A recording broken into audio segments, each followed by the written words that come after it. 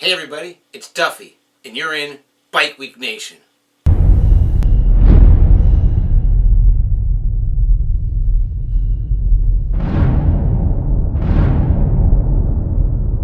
Hey everybody, it's Duffy. Hope you had a great week, and thanks for tuning in to another edition of Bike Week Nation. Just going to start with a little bit of news.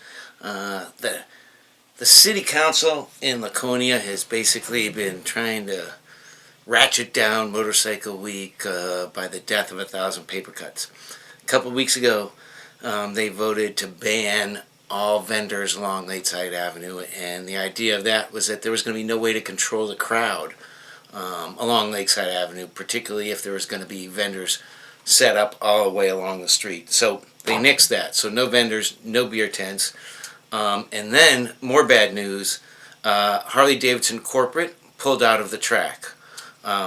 For reasons, I think, unrelated to the pandemic. I think it's just they're going through restructuring themselves, and they decided that this wasn't the time for them. And the problem with that was the track was going to be one of the biggest venues because you could control the egress, you could control the crowds, and that would have been one of the areas that met the pandemic restrictions. But quite frankly, Harley-Davidson Corporate was going to be the anchor tenant out there. So hard to see how many vendors are going to be out there. Obviously, they're still going to have flat track racing out at the track. They're still going to have the Laconia Classic. They're still going to have the vintage racing the first weekend of the rally. As a matter of fact, there's going to be a ride from the Weirs to the track, and you're going to take a ring around the track as part of the ride, and then watch the vintage races on Saturday. And so then also the Peter Markakis run, which is actually named after the founder of the NASWA, and it provides funds for the local fire department, fire rescue, water rescue up there in Laconia. So there's still going to be rides. It's just going to be toned back significantly.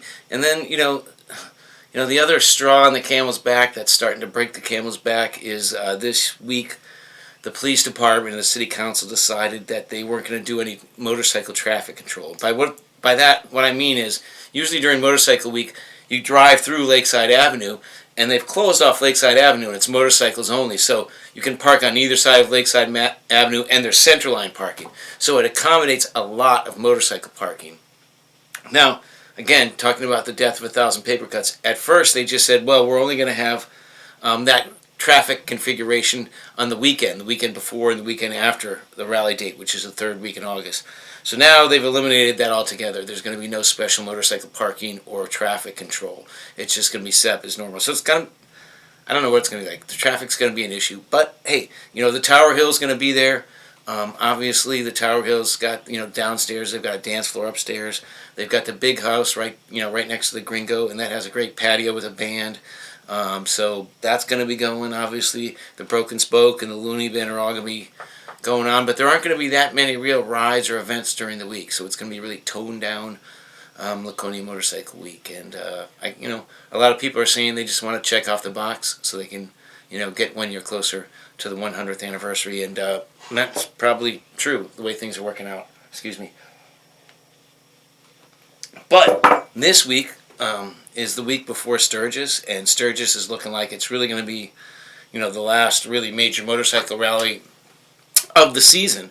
The city council in Sturgis decided that they're going to impose restrictions, but go ahead with the rally anyway, because they figured the riders were going to come anyway, and it would be easier to control if in fact they held it rather than canceling it. So got a great treat for you this week. Got a special feature story about Panhead Billy. He's been to Sturgis. I think this is his 38th year in a row that he's heading out there. So I happened to see him at a friend of mine's funeral earlier this week, and I'd always wanted to make a video about him. So I was like, hey, when can I make a video? And he goes, well, I'm heading out to Sturgis. And I was like, all right, I'll catch up with you when you get back. When you getting back? He goes, oh, probably next spring or summer.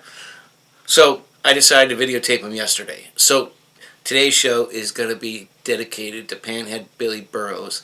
He's really an interesting guy. He's a spiritual guy. He lives up here in Haverhill, Massachusetts, but he's really on the road all but 2 or 3 months a year. He's been, motorcycle gypsy, living on the road since 1976, 77.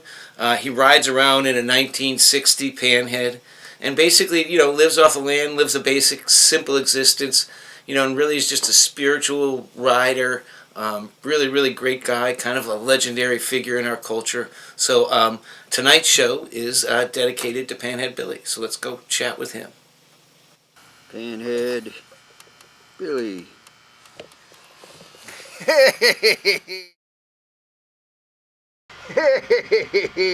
Hey, hallelujah out there. Not too many of those around. Yeah, so tell me a little bit about him. All right, this is a 1960 Harley Davidson Panhead. Now, it's been through a few changes since we've been together in 37 years. Started out with different tanks, Sportster tanks, and wide glide front end. But now it's got this it's a Harley Davidson 05 Springer front end. It's the 1960 engine. Transmission, I don't know what year it is, but it's for a Panhead. And I'm running a 15-inch car tire. Now the frame, they tell me it's a 48 wishbone frame. It's a rigid frame. And this is my handprint. Put that on a few years ago. And I've never done anything to personalize my bike at all. There's nothing on it that says Harley Davidson, only on the air cleaner. And actually one day I put like a war pony. And how they did, the Indian warriors did that to their horses. They painted up their horses. And here's some of the places we've been here. Here's that crosses from the Blessing of the Bikes up in Colebrook. Then I'm a blood donor. Then I got my angels that people give me. Got my Route 66, a Trail of Tears. I've got a lot more pins, but this is all I carry, basically, on the bike. I do gather pins, some pins. I'm not a big, t-shirts. I don't have a lot of t-shirts. I mean, I have a lot of t-shirts, but people usually, rally shirts. I don't buy a lot of that stuff. I live within my means. And then, let me tell you about the helmet here. This will be my 7th helmet. These names of these towns, this little towns that I go through. Some big towns, some big cities. But I get a sticker from that town, and I end up cutting the name of the town out and put it on the helmet. But I got 6 more that completely full. You can't put another sticker on it. So you got some room left on this helmet, huh? Oh, I got a lot of it takes time to put them stickers on. Trust me, it ain't just sticking on the helmet. It's got to it takes a little art, talent, patience, perseverance. And lately, I just haven't had the time of patience. Maybe, I don't know, running out of something, and I need to get back. There's a lot of things. Maybe I got too many things going. I need to stop and put my priorities in perspective. So show me the clip to start it. Can you show it how your routine for starting it up? Oh, yeah. This here, that alligator clip, that's my ignition. So that gives me juice to the engine. And then this here, this is for my taillight. Everything on, I have to plug in my headlight too. There's no switches to turn anything on. Everything's got to be manually put on. And the reason why I did this, let me just say this, is, I've had my bike running really good all day long, just everything smooth as silk. I get bed down at night, I wake up and the battery's dead. Come to find out there might have been a small, tiny short in the wire, and it would drain it overnight. But other than that, it didn't affect the way it ran all day. And this way here, when I disconnect it, there's no way that this battery's going to get drained. Keep them doggies rolling. Hey, my favorite saying, it's nice to be important, but more important to be nice. Why am I doing this? Why am I? My friends here ask me, well, why do you have to go to Sturgis every year? And I says, it's not about the rally anymore. But see, I work. How I survive to carry on is I work the rallies. And I make some money. You're going to put in some long days and long hours and long weeks. But I'm going to come out of it with some money in my pocket where, well, hey, Yellowstone's out there, Yosemite's out there, Grand Canyon, Kings Canyon, Death Valley. So I go enjoy these things. And what do you bring? Like, what's your pack consist of? Tools, patch kit, and something to air the tire up, or I've got different things to air up my tires now. But I carry a few medical supplies, such as stuff for toothaches, and that liquid Band-Aid stuff is a miracle, man. And a little jar of that, and some Band-Aids, and then I carry some tools, and then all I got is 2 pair of trousers, pair of shorts, couple pair of socks, couple shirts. 36 years. I mean, could you give me like the 36-year history of Sturgis from your perspective? Well, it's become. How's it changed, or Well, it's just like any rally you go to. You got to do the highlights. You got to do. If you go to Daytona, you got to go to the Boot Hill Saloon. You got to go to Froggy's. You hit all the hot spots. All the establishments, the Iron Horse. And then after that, after you've done it enough times, especially when it's crowded during the rallies, so I try to avoid the crowds now. Now, Sturgis, I know a lot of dirt roads. I know the Black Hills of South Dakota fairly decent, man, where it's home.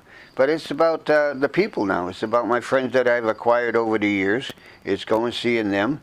It's friends that I don't get to see east of the Mississippi. But out there, there's a lot to do. The Black Hills are beautiful. I've been to Wounded Knee. I've been to Pine Ridge. I do a lot of stuff other than, and I love Deadwood, Keystone, Hill City, Custer, and there's a lot of natural places, caverns to go in. It gets in your blood. It's like when you're coming up and you're getting closer to the Black Hills of South Dakota. It's very interesting, man. It's just like going. That's all these mountains, like the Rocky Mountains. It's almost spiritual for you, huh? Very, very has a good meaning, man. I mean, I feel very comfortable. The calmer is there. I feel very calm. I've been blessed, man. I mean, I just turned 74 years old, and I've got a few aches and pains in my joints, but other than that, I feel good. How long do you envision living this lifestyle? You've been living it for 36 years now? Till I'm 80. Then I'm going to do something different. I love this old Panhead. I wouldn't trade it for any brand new bike.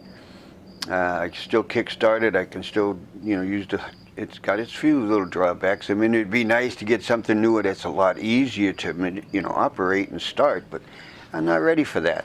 But I'm hoping, my first goal in life was to outlive my father's age, and I've done that. Now, my mom died at about 80. If I can ride, my goal is to ride this motorcycle till I'm 80. If I can ride this motorcycle till I'm 80, I've been blessed. Anything after that will be a miracle.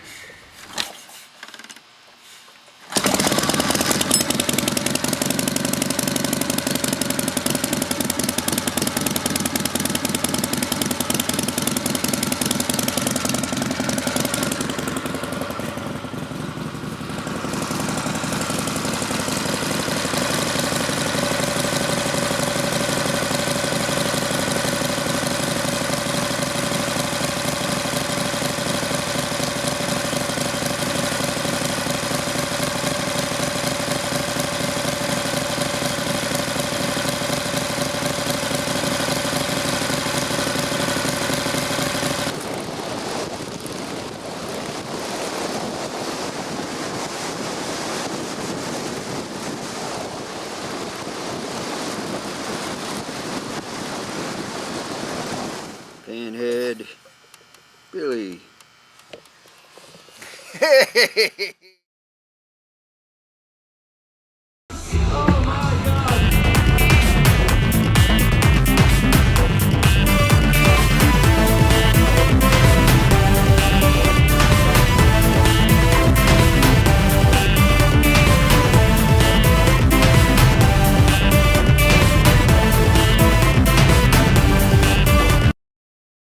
It feels so damn good to be back here. Welcome to paradise.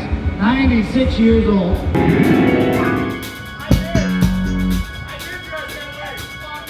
Hi, my name's Kira. come see me at the new Acoustic Lounge during Bike Week. Hey, this is Phil. Come see me and Kara over here at the Acoustic Lounge for Laconia Bike Week.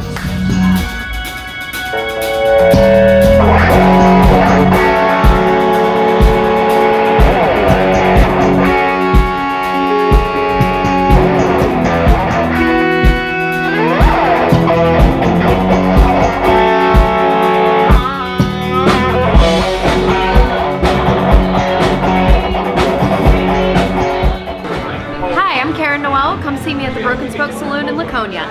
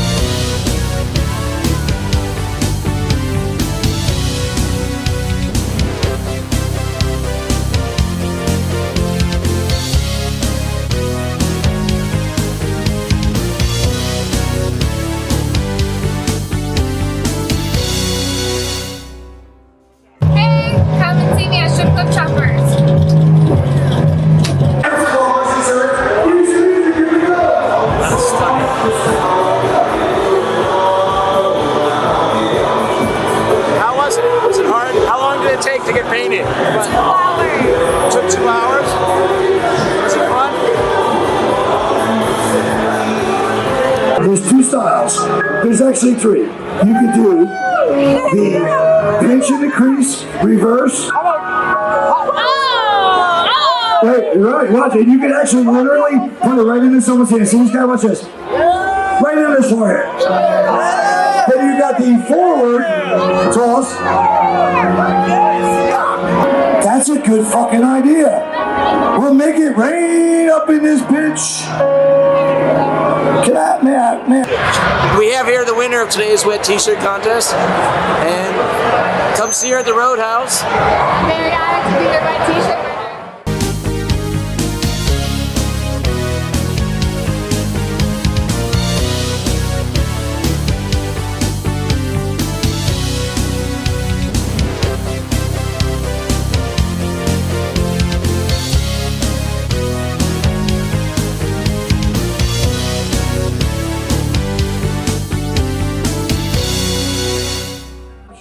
Were you here for that night? Oh yeah. Yeah. Roadhouse bitches.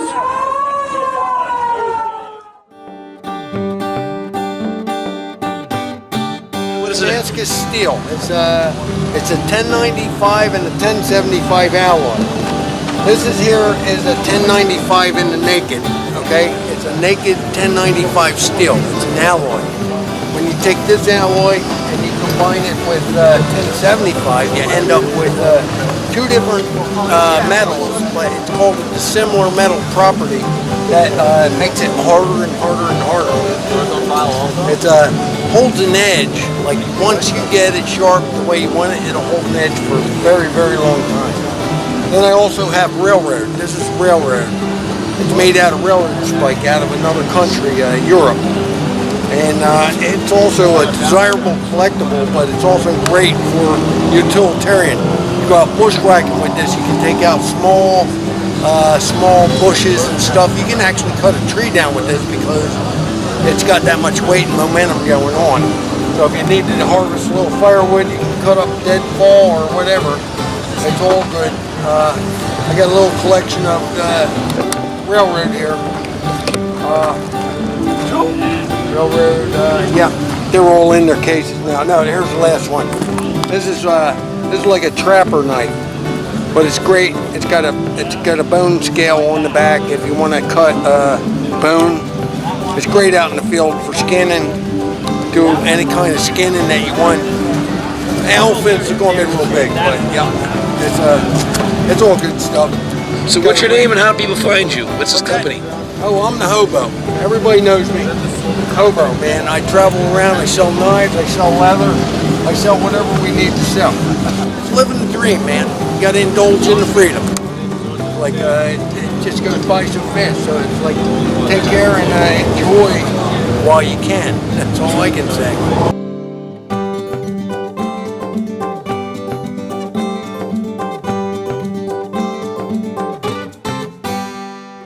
All right, everybody, that's it for this week's show. Thanks for tuning in. Please share the show with folks so other people can see it. If you think folks who might like it, please share the show and tell them about it.